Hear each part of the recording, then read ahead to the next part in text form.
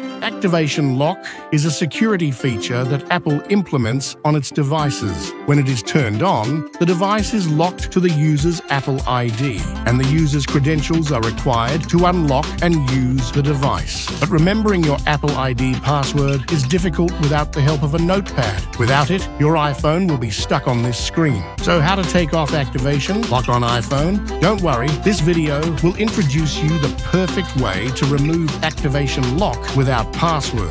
Let's get started. First of all, I want to introduce that I will use TinaShare 4U key. The process is simple and only requires you to press a few buttons on the software. You can find the link in the description below the video. Now connect your iPhone to the computer, launch 4U key, and select Remove iCloud Activation Lock. You need to click Start, and 4U key will put your device into recovery mode. Now, follow the software prompts to put your iPhone into DFU mode.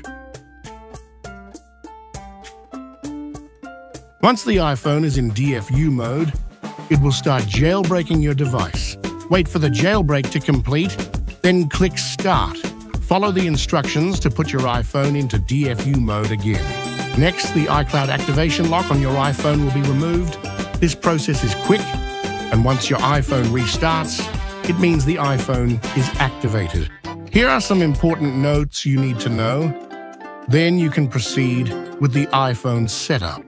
During the setup process, the iPhone locked to owner screen will not appear.